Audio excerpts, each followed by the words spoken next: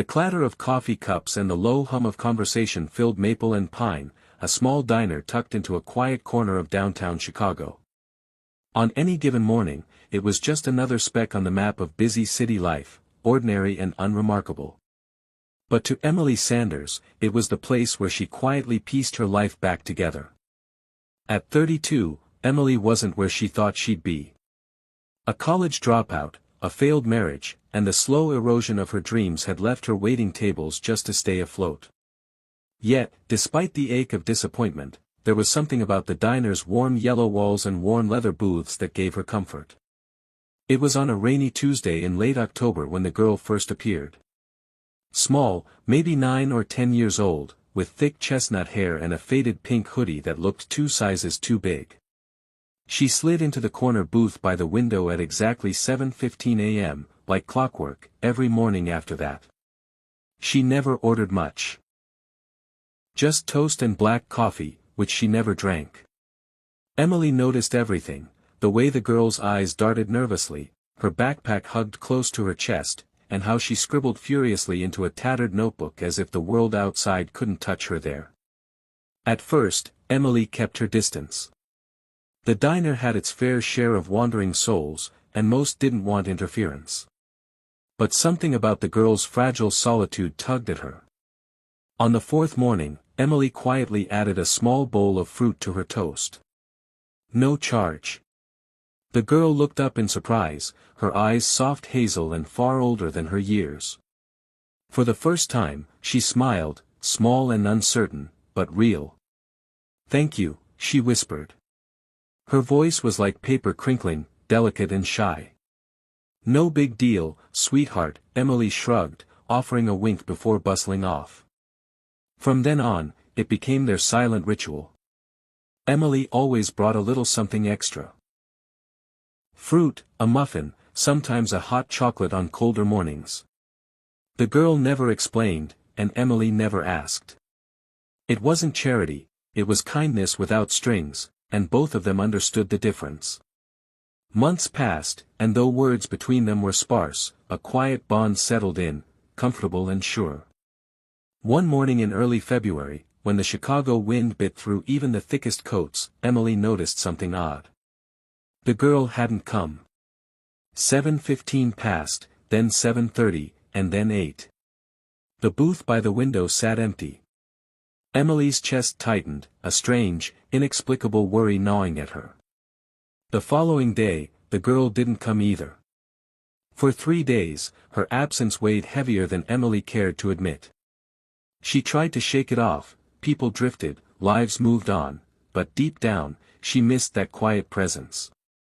On the 4th morning, just as the first rays of sunlight stretched across the diner floor, the bell above the door chimed.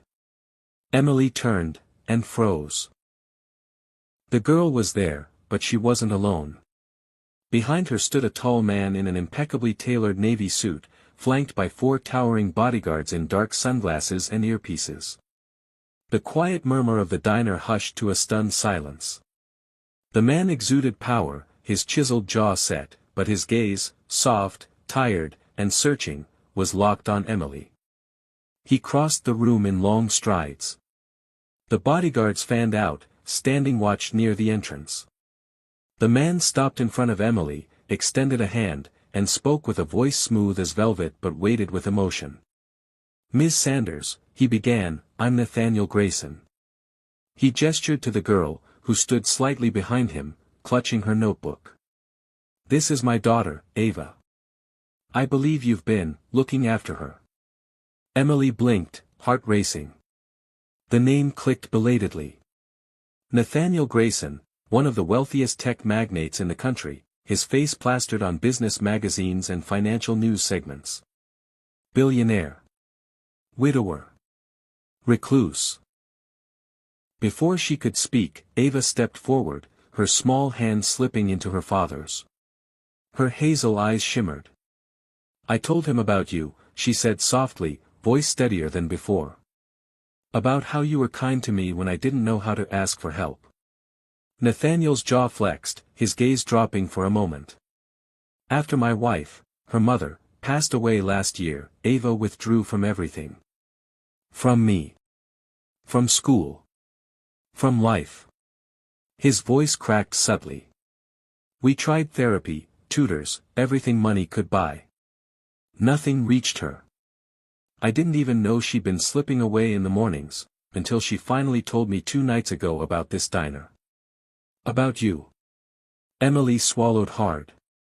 I didn't know. I didn't do much, just. You did everything, Nathaniel cut in gently.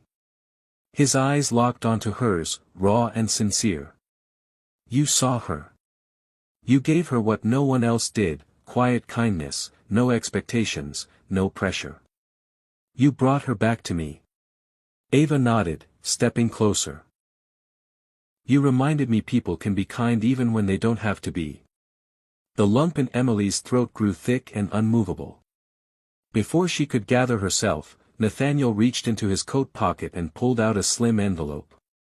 He extended it toward her. I can never repay you properly, he said quietly.